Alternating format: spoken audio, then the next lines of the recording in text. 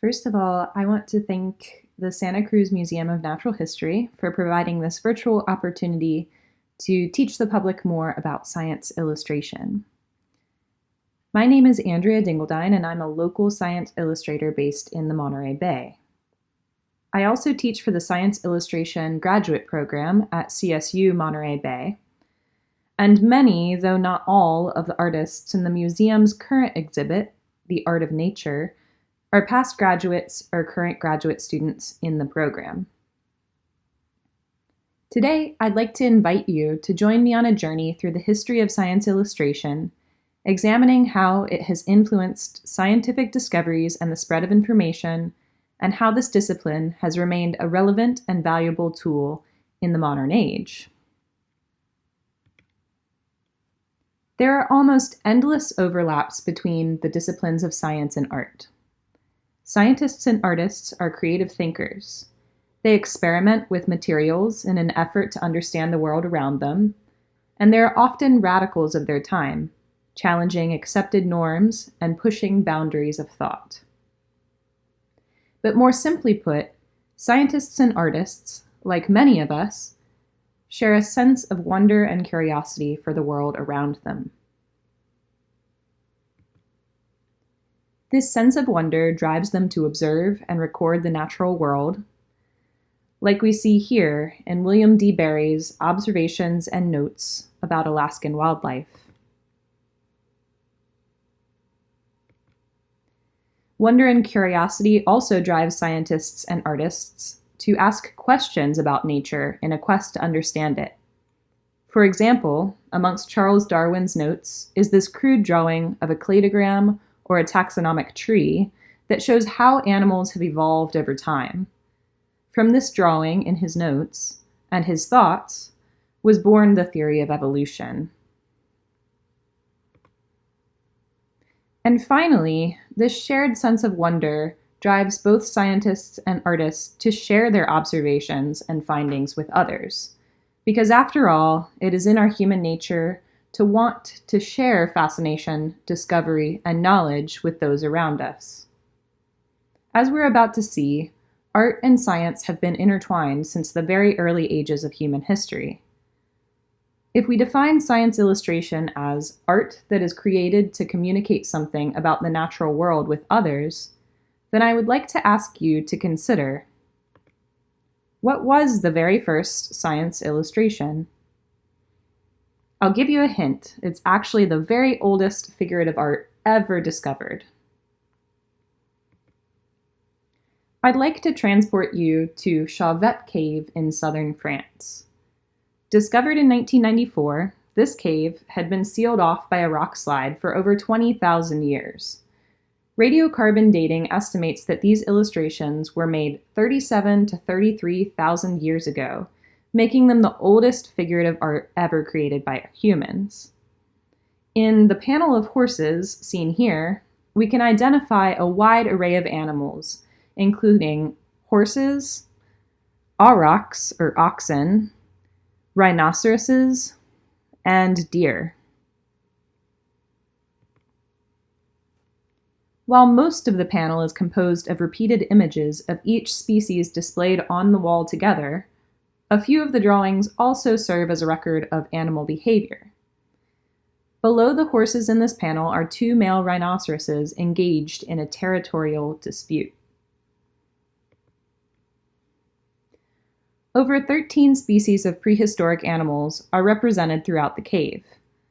These drawings were created by the very first Homo sapiens that migrated from Africa to Europe. They probably used charred pine sticks as charcoal, and in some places carved into the rock around these drawings to emphasize the animal forms. Panel of lions, seen here, contains drawings of prehistoric cave lions, woolly rhinoceroses, and woolly mammoths. When we look at these drawings up close, we can see the level of accuracy with which the artist was able to represent the profile of a cave lion. We would tend to think that the very first figurative art ever created would be very crude and not very accurate or detailed. However, Without any technology or access to other information, the artist or artists who created these drawings were able to make keen observations. They possessed the skills to visually capture that information and those observations. And they also had the desire to share what they observed with others. So, these can be considered the very first science illustrations. Another familiar early form of art depicting animals and plants, also done on walls, is found in the tomb art of ancient Egyptians, usually from around 3,000 to 4,000 years ago. As most of you know, these paintings were created to tell a story about the life of someone that is entombed. This image, for example, depicts Nebamun hunting waterfowl with his pet cat. While these images are often relatively detailed, like early cave paintings, they don't really aim to communicate any information about the plants and animals that are depicted. They're really used as more of a decoration than for a specific scientific purpose. So, we've seen the first science illustrations in existence in the form of cave art and ancient Egyptian tomb art. But there were also many other firsts in the field throughout the millennia. Now, we will examine some examples of art that was created for a specific scientific purpose, rather than simply to show others what an animal or plant might have looked like. The earliest surviving botanical manuscript is the Vienna Dioscurides, which dates to 512 AD. The illustrations in this illuminated manuscript are likely copies of those from De Materia Medica, which means on medical material, compiled in Rome around 60 AD by the Greek physician Dioscurides. However, the original manuscript De Materia Medica has since been lost. The information and illustrations were copied by hand and circulated throughout the world as an important source of medicinal plant identification for over 1,500 years. The illustrations found within the Vienna Dioscurides are surprisingly accurate, much more accurate and realistic than any other artistic renderings of botanical subjects that predate it. The level of detail and accuracy in these illustrations can be attributed to the fact that these drawings were created from an artist's observations in nature, or from life. This painting, included as a frontispiece to the Vienna Dioscurides, is the earliest depiction of a science illustrator that I could find. An artist in the early 1900s clarified the scene in a pen and ink rendering. Pictured on the right is Dioscurides writing the text of De Materia Medica, while an artist, on the left, sits at his feet painting a mandrake root. The botanical subject, the mandrake, is held by the Greek nymph Eurysis, the personification of discovery and inspiration. Here is the painting of the mandrake from the Vienna Dioscurides manuscript. The manuscript contains over 400 illustrations of animals and plants, with the majority being medicinal plants, around 350. One recognizable plant contained within this manuscript is Physalis, or the Chinese lantern. The drawing captures key identifying characteristics, including opposite leaf arrangement, the spade-like shape of the leaves, and the pattern of budding that occurs on this plant. When compared to an illustration done 1,000 years later, in the late 1700s, there is little improvement on the usefulness of this illustration. And when shown next to a living specimen, it is clear that the illustration serves its purpose as a way to identify a plant in nature to the level of species. Another relatively familiar plant from the manuscript is Cannabis sativa. Again, compared to an illustration from the 1800s, and shown next to the actual plant, we can see that this 1500-year-old illustration could have successfully been used for identification purposes. The manuscript also contains a few illustrations of birds, many of which are recognizable and identifiable today. The Vienna Dioscorides is considered the oldest surviving book containing Botanical Science Illustrations. So while botanical subjects used in medicine were the first published science illustrations, accurate study and depiction of human anatomy was also a priority for humans in ancient times. In a few slides, we'll get to see the first accurate depictions of human anatomy. But first, we need a brief overview of the history of anatomical studies to provide context.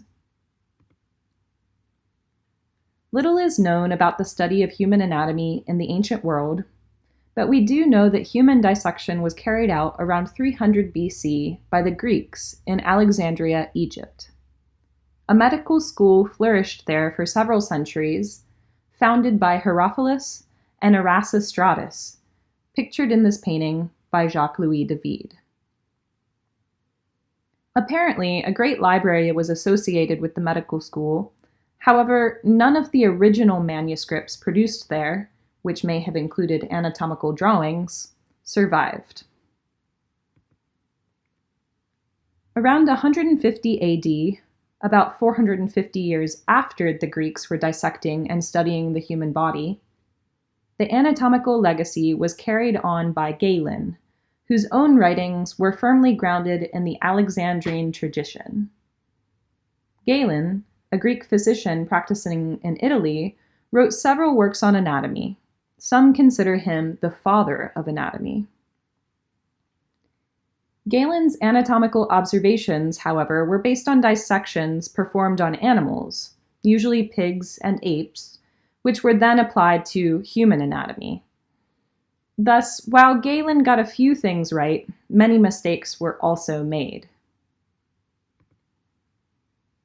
Some drawings were created to accompany Galen's early anatomical studies, as his manuscripts were copied and passed on through the centuries. Our earliest surviving copy of such drawings dates to 1165 AD in a manuscript created in a medieval monastery in Germany. These illustrations are called the 5 figures, and these 5 figures depict the veins, the arteries, the bones or skeletal system, the nerves, and muscles of the human body. They also include symbols representing main organs. The diaphragm, liver, stomach, heart, and spleen are represented here, though they're rather crudely drawn. Following the introduction of Christianity in Europe during the Middle Ages, scientific investigation and rational thought were paralyzed by the Church. Physicians of the time could only repeat the works of physicians from the past, without questioning their scientific validity. During this period, human dissection was considered to be blasphemous and was prohibited. So for close to 1,500 years, our basic understanding of human anatomy was at a standstill. It wasn't until Leonardo da Vinci started literally stealing cadavers from morgues that our understanding of human anatomy gained momentum again. In 1506, Da Vinci took to dissecting the body as a way to improve his ability to capture the human form accurately in his paintings. However, he brought a scientist and engineer's eye to his artistic studies, and he was genuinely curious about how the body worked. He believed only in what he could observe, which is probably why he resorted to dissection as an empirical method for understanding the human body and form. From 1506 to 1511, he dissected around 30 corpses.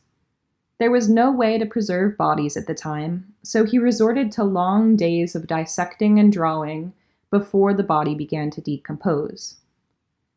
He did really creative things, like he poured molten wax into the ventricles of the brain to define them, and he made a model glass aorta to study the flow of blood across the aortic valve. He created the very first accurate drawings of a fetus in utero, and was very, very close to understanding and mapping the human circulatory system. Leonardo was a good 100 to 200 years ahead of his time, and since his anatomical studies went unpublished at the time, other artists were originally credited with the advancements made in the study of human anatomy and anatomical illustration work.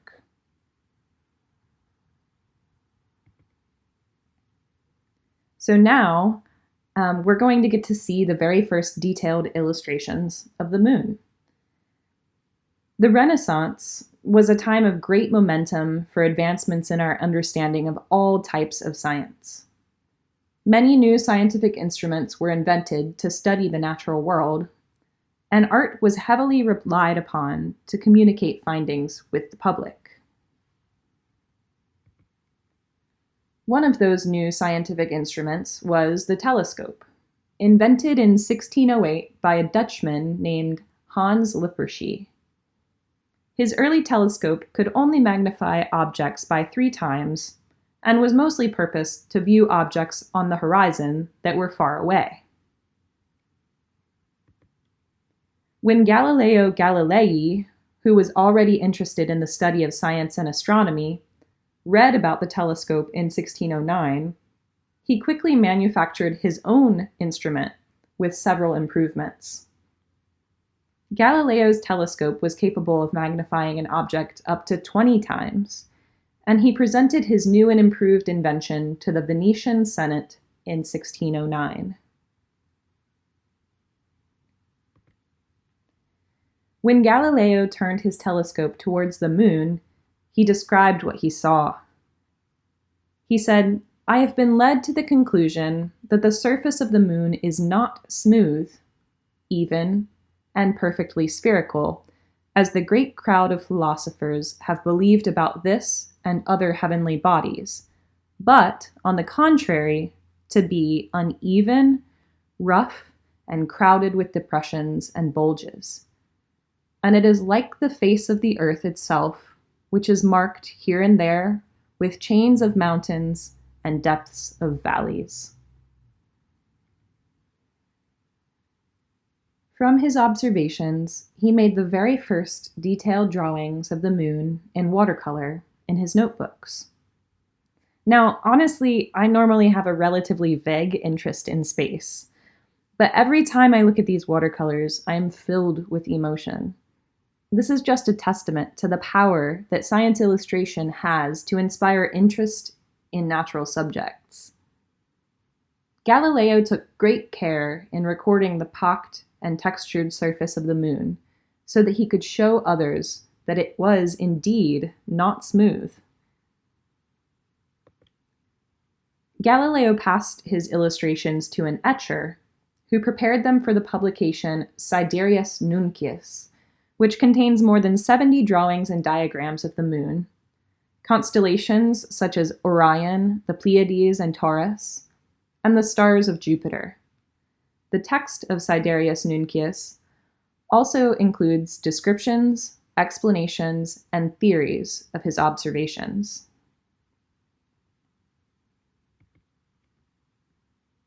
While many Renaissance-era scientists were looking outwards and upwards towards the unexplored territories and the heavens, a few people began looking for a way to explore the microscopic world.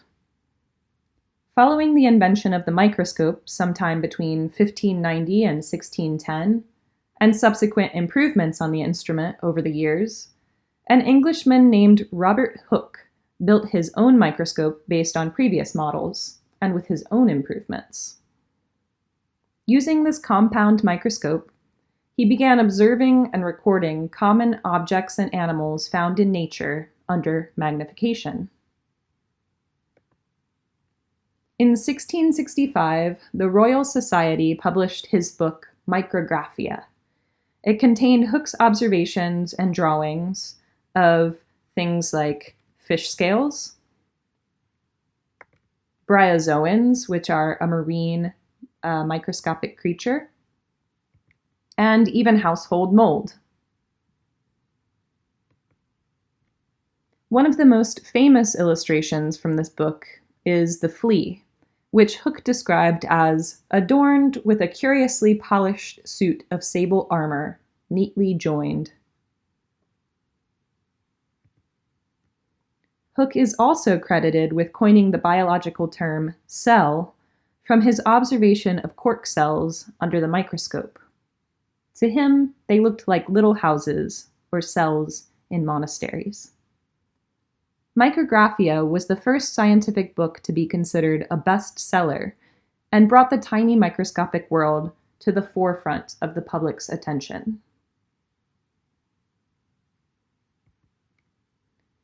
So we've seen a lot of the first steps in the diverse field of science illustration. The first botanicals, the first anatomical studies, the first drawings of the moon and microscopic creatures. But beyond that, there were many other notable science illustrators, mainly post-Renaissance, who contributed to scientific knowledge and discovery, or simply documented the diversity of life.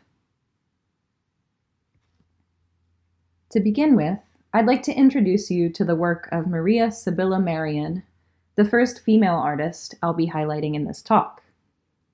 Merian was a German naturalist and science illustrator and was fascinated by the transformative process of metamorphosis.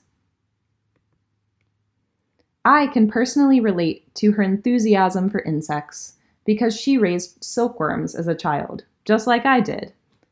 In fact, silkworms were the subject of her first publication, The Caterpillar's Marvelous Transformation and Strange Floral Food, published in 1679. In the introduction, she states, "I have been concerned with the study of insects since my youth. I started with silkworms in my native Frankfurt. Later, I realized that other caterpillars developed into much more beautiful diurnal and nocturnal butterflies. This led me to collect all the caterpillars I could, in order to see how they changed." Merian was one of the first naturalists to observe insects directly. In her time, it was widely believed that insects were born of mud, from spontaneous generation. Merian documented evidence to the contrary and described the life cycles of 186 European insect species and their host plants in her first publication. She was also the first to show that each stage of the change from caterpillar to butterfly depended on a small number of plants for nourishment, and that, as a consequence, the eggs were often laid near these plants. In her depictions, she commented on the environmental factors that influenced the growth of insects. In caterpillars, she noted that the size of their larvae increased by the day if they had enough food. Some then attain their full size in several weeks. Others can require up to 2 months, she wrote. In 1699, Merian traveled with her daughter to document the tropical insects of Suriname. She raised many eyebrows while setting out on her self-funded expedition, since only men at the time received grants to travel, study, and document nature in exotic places. She succeeded, however, in discovering a whole range of previously unknown animals and plants in the interior of Suriname. Again, she not only described the insects she found, but also made observations about their habitat and uses by indigenous people.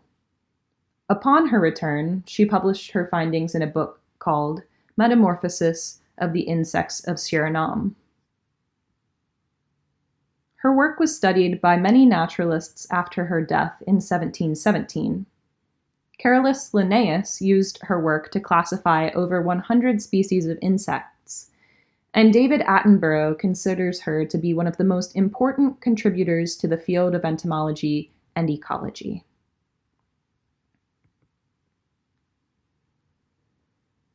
Another notable artist is Sidney Parkinson. He was a young and talented botanical artist who was selected at the age of 23 to join a number of naturalists and artists on board Captain Cook's first expedition throughout the southern hemisphere. Most of the 3-year-long expedition was spent collecting in French Polynesia, Australia, and New Zealand. While aboard the ship, Parkinson was expected to constantly be drawing. Dozens, if not hundreds of specimens were brought to him almost daily, and he met the task of recording with enthusiasm and skill. Often, he would make sketches and take notes on color to fill in later, since there was no way for him to create completed paintings of every plant that was brought to him.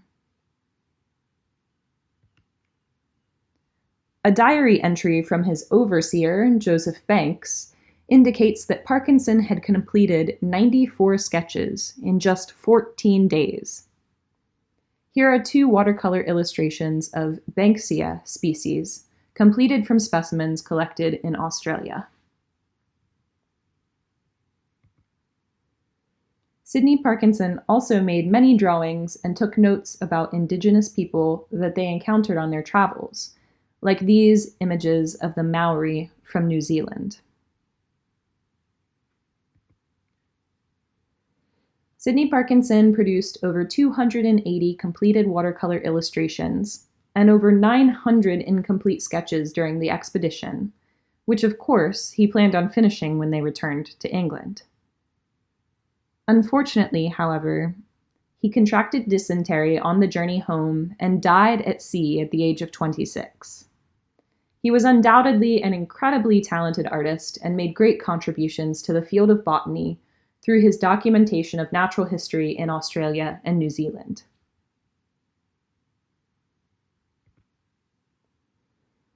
John James Audubon was a naturalist, ornithologist, and painter, originally hailing from France. When he was 18, he moved to America and settled first in Philadelphia. He was a businessman for about a decade, but always had an interest in drawing and studying birds. When he was 34, he gave up on business and devoted all of his time to a project he had always envisioned, documenting and publishing a book of drawings and notes about the birds of America.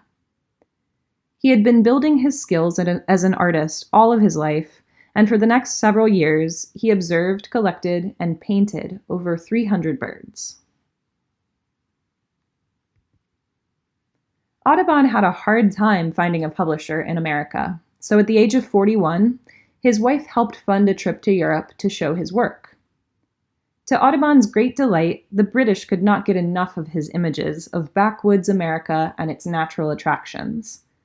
Audubon toured Europe and raised enough money to begin printing his masterpiece, Birds of America. This monumental work consists of 435 hand-colored, life-size prints of 497 bird species, made from engraved copper plates of various sizes depending on the size of the image. They were printed on sheets measuring about 39 by 26 inches. One of the copies of Birds of America is seen here.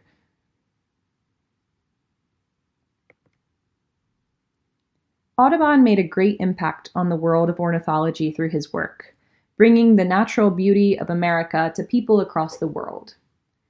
He also documented species that are now extinct, such as the ivory-billed woodpecker and the Carolina parakeet.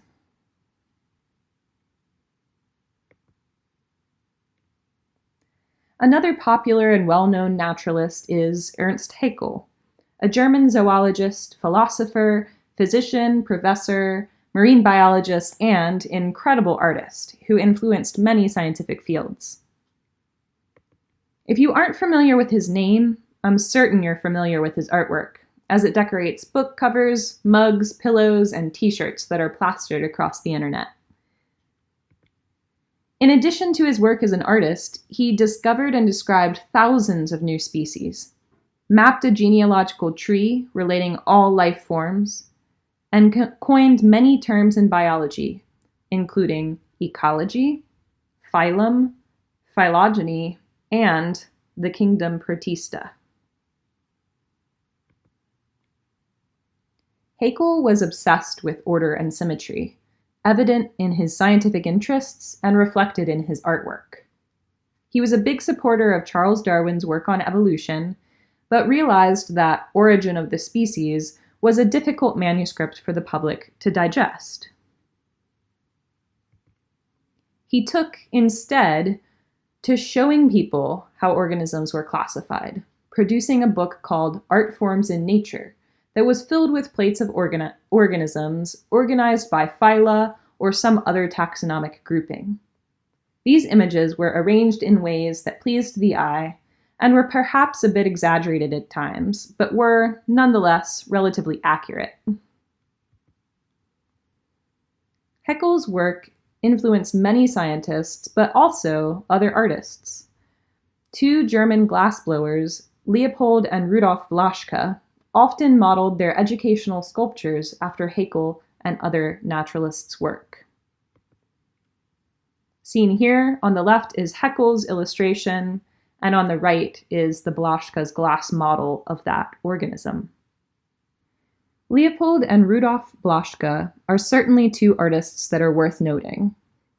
Though they were not primarily illustrating science, they were creating exquisite pieces of scientific art for use as teaching materials for universities and museum collections. The elder, Leopold, a trained glassblower, was captivated by the artwork of naturalists of his day. Leopold visited the Dresden Natural History Museum during a show of Philip Henry Goss's work. Goss's work is seen here on the left and the right, flanking the glass sea anemones in the center. And he was so inspired by Goss's scientific illustrations that he decided to devote his trade to producing glass replicas of organisms that were most difficult to preserve: invertebrates and flowers. The best-kept collections of these fragile products of science and art are housed at Cornell and Harvard, but other small collections exist throughout the world. Leopold eventually trained and employed his son Rudolf in the family business, and they kept glass aquaria and ordered live specimens to work from. Seen here on the lower left is the glass replica of the live specimen in the top right, the musky octopus. Their work made the study of invertebrates and flowers much easier for science students across the world, due to the level of detail and accuracy with which they could reproduce such fragile, soft-bodied organisms. Here we can see a live specimen of the blue button jellyfish on the left, and then on the right is the Blaschke glass replica, and it's rotating in three-dimensional space, so you can see how students could learn from these glass replicas. And here's one more example of Blaschke glass models. On the left-hand side is the live specimen of a juvenile common sea star, and on the right is the glass replica.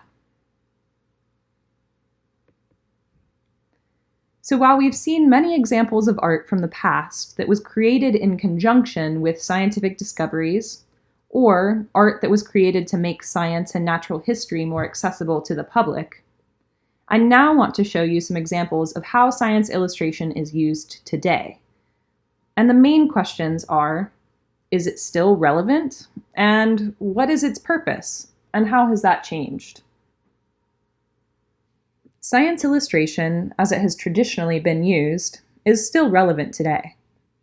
Representational work that is used for identification or to communicate information about morphology can still be seen in field guides, textbooks, and other publications. Often, people think that photography has replaced science illustration when it comes to simple representational work. However, illustrated field guides are still superior to those containing only photos. An artist can present organisms in similar positions, making them ideal for comparison. And most importantly, an artist can create an image of a species with average characteristics, If someone takes a photo of a single individual of a species, they're not capturing any of the variation found in nature, which may include differences in coloration, markings, or shape. Science illustrations can also clarify structures in anatomy that are unclear from a still photograph of a specimen. Here on the right is an example of a diagram I created for a graduate student at Cornell, and it's compared to a photograph of a dissected sea star's anatomy. Often, anatomical photos look just like the one on the left, a jumbled mess of similarly colored organs. Science illustrations can neatly organize and clarify those anatomical structures and make it much easier to disseminate information to other scientists as well as to the public. Diagrams can show processes that would be difficult or impossible to photograph because of their scale or environment. Here's an example from my friend and colleague, Natalie Renier, who works as a staff illustrator for the Woods Hole Oceanographic Institute. Natalie says, "This illustration was created to post on the Woods Hole website, accompanying a press release from the National Science Foundation featuring one of our scientists. The goal was to make this process clear to a general audience by giving context to the plotted data." Interpretive panels are another form of science illustration that is meant to educate the public. If you've ever been to a park or a museum, you've definitely encountered an interpretive panel.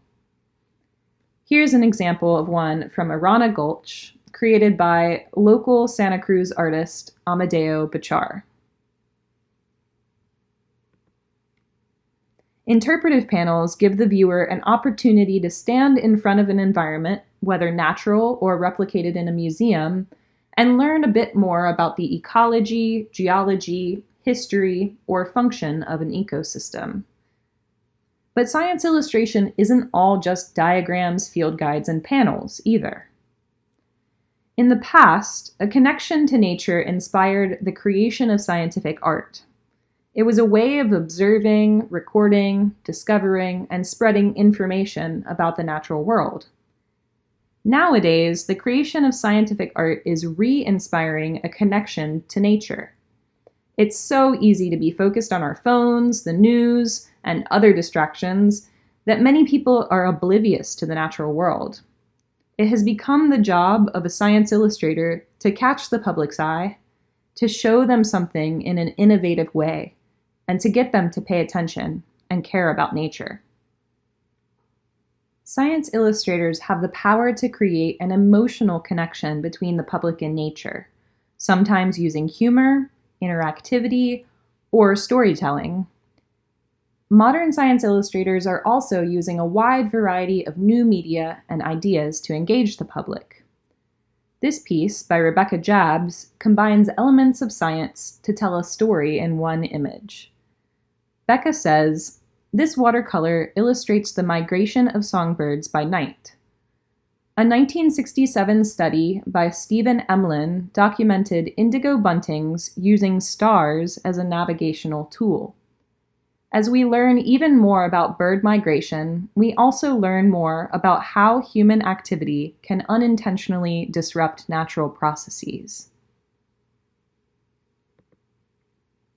Becca goes further in explaining the goal of her work as a modern science illustrator. "My passion and purpose in my work is to cultivate a relationship between people and nature.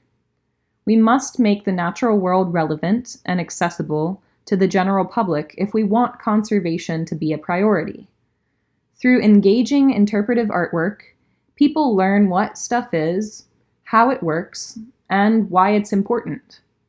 I see contemporary science illustration as a form of educational outreach, perhaps overall slightly less about documentation than in past times, with more opportunity to create work with an objective of interpretation or visualization." Modern science illustrators may also bring organisms from the past to life, something that definitely cannot be done with photography. This might take the form of a beautiful painting with the animal set in its habitat, which transports the viewer to the time and place where this creature roamed the earth, like this reconstruction of a Mansosaurus by Andrew McAfee.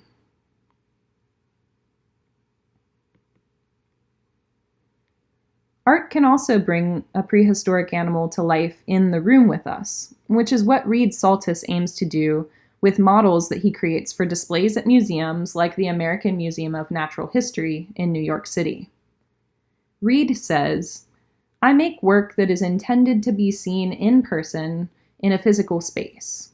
Photos are fine, but being in the room with an actual object is a much different experience, and it's the only way for someone to really grasp the notion of scale.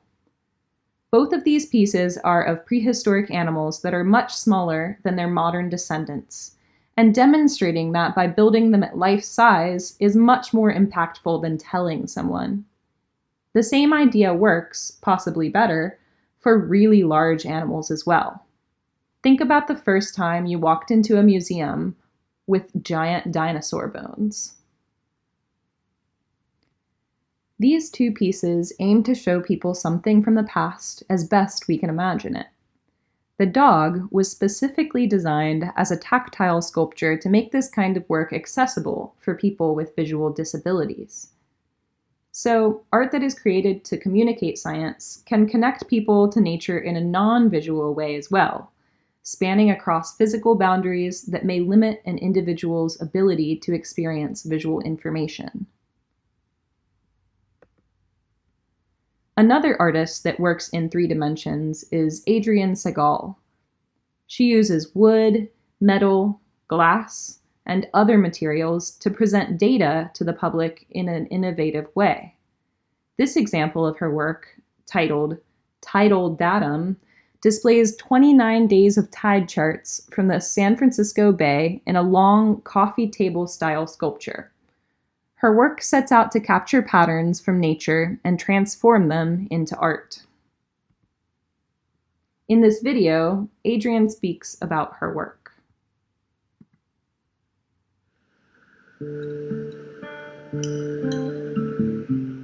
I do get asked why all of my work has to do with water. It seems like a given to me, but water is just one of those really important things in our lives that we maybe take for granted. Every sculpture I make really starts with an experience in nature. That experience really drives an inquiry into how that place got the way it is. For the work that I make, I really am interested in bridging this gap between science and art, and the research that I do looks at a lot of trends and processes and patterns. I use the data to create forms that communicate those patterns as physical objects. One of the reports I've read recently was the USGS report on water consumption statistics for the whole United States from 1950 to 2000. And this report really inspired me to look deeper into what we use our water for in this country. Once I find a data set that really speaks to me, I use the numbers to create lines and then sort of extract three-dimensional forms from that. So in this case, I chose a canyon-like form where the walls of the canyon are getting wider or narrower based on how much water we're using. I decided to use plywood to create the sculpture because the striations in the plywood really reflect the arid landscape of canyons in the Southwest, and the process of shaping it really is reflected in the object because the landscape is shaped in a very similar way in terms of water eroding rock and wind and sand eroding rock. So I try to think about those things as I'm using my hands. I feel that through art, I can really make scientific data available to people in new formats so that they can understand it and interpret it in new ways. I hope that the sculptures I make challenge viewers to think about nature in a new way and how it affects everything.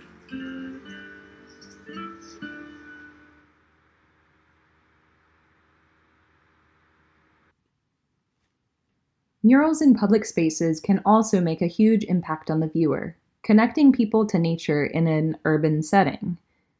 Artist Jane Kim has established an ongoing project called The Migrating Mural that highlights wildlife along the migration corridors it shares with people and makes creatures that are easy to overlook absolutely impossible to ignore. The focus of Jane's current migrating mural is the monarch butterfly, a beautiful and beloved insect found across North America that is facing a decline in population numbers due to the negative impacts of climate change. Many migrating mural locations also take part in positive action by planting native gardens at the sites. Weber State, for example, has set aside a section of their sculpture garden and will be planting 2 acres of native milkweed and wildflowers to help support butterfly populations. Science illustration doesn't have to be static either. Animation has become an important tool for science communication because it can quickly capture someone's attention and convey information in a fast-paced and active form. In a moment, I'm going to show you an example of an animation by Bailey DeRocher, who works for NASA. She talks a little bit about why she uses animation in her work. She says, "Animation is an excellent tool for scientists and artists to communicate information about unseen processes, to understand the past, and to envision the future.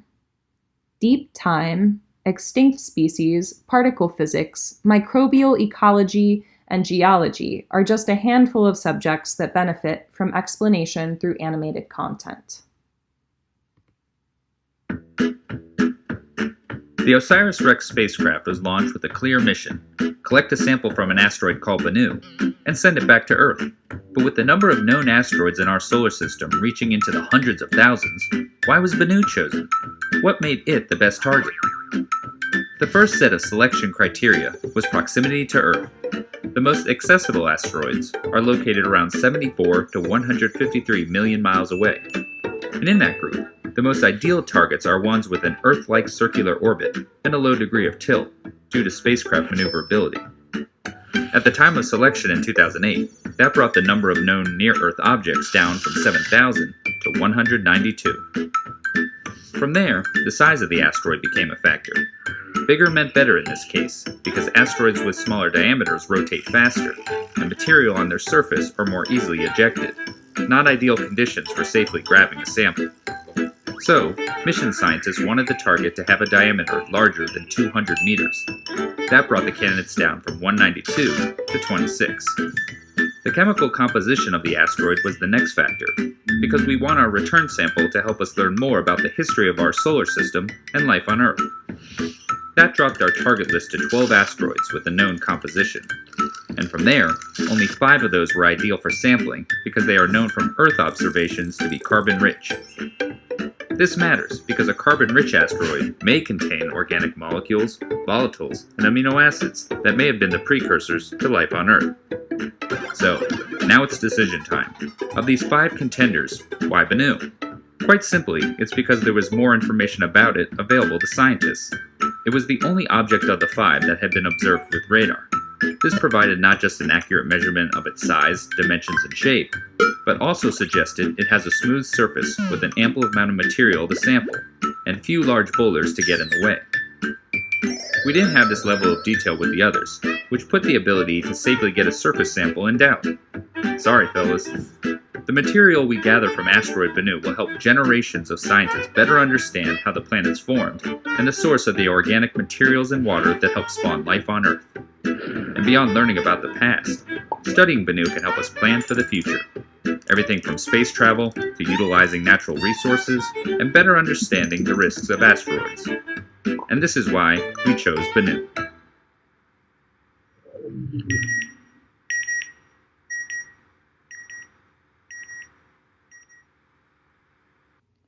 So, hopefully you've learned a lot about the historical and modern applications for science illustration. But how can you use art to connect with nature? A lot of my own freelance work spans the broad application of modern science illustrations that we just covered. I create illustrations for researchers and marine laboratories, recreation companies, parks, and environmental organizations that are working to protect local ecosystems. But in my personal life, I connect most deeply with nature when I am out field sketching. Of course, through field sketching, I build on my skills as an artist each time I step foot outside and sit down to draw. But it also allows me to learn more about nature simply from observing and recording. I'll show you a few examples of how field sketching has helped me connect to nature, and hopefully it will encourage you to grab a pencil and paper and head outside to make your own observations. Here I am sketching during a road trip I took up and down the West Coast in the summer of 2018. The goal was to visit as many parks and natural spaces as possible, to camp, and to observe nature closely through the act of sketching. I had a lot of time alone, and while hiking at Crater Lake National Park, I stopped at Plaikne Falls and documented some of the flowers that were growing there. Funny enough, there was another girl behind me doing exactly the same thing. I ended up with a small sketchbook page of pink wildflowers, the names of which I will never forget.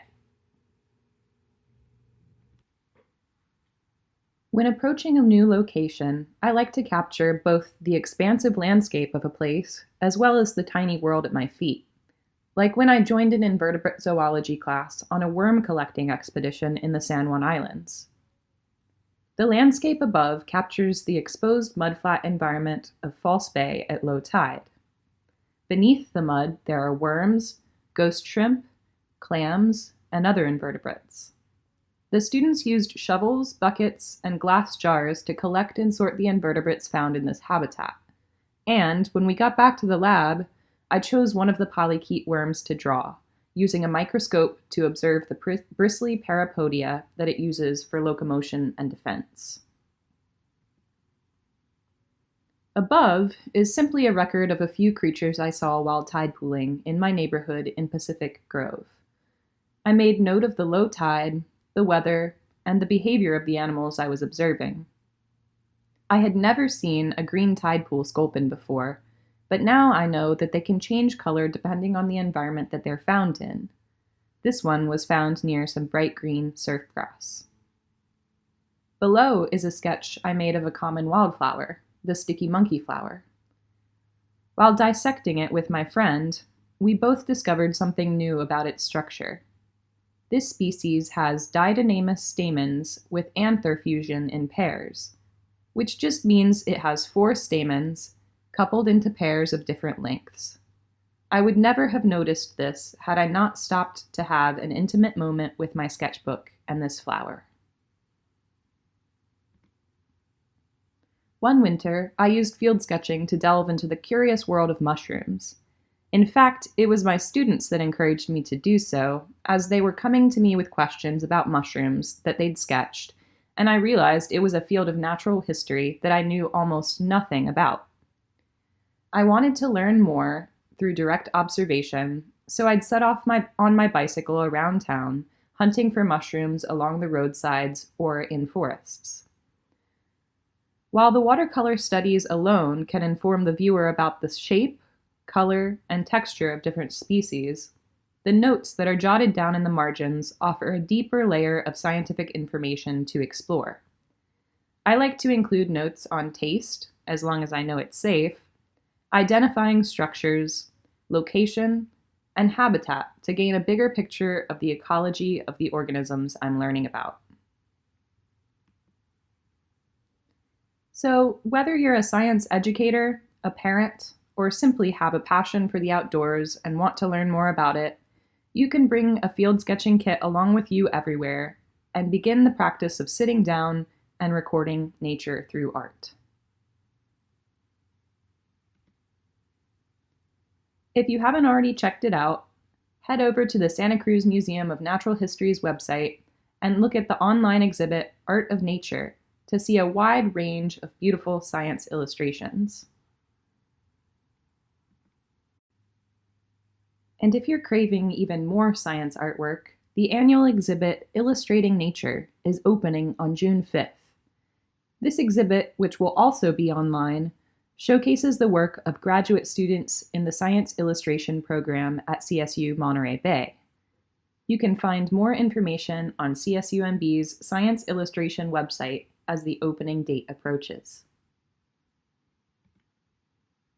Thank you so much for watching and learning more about science illustration with me.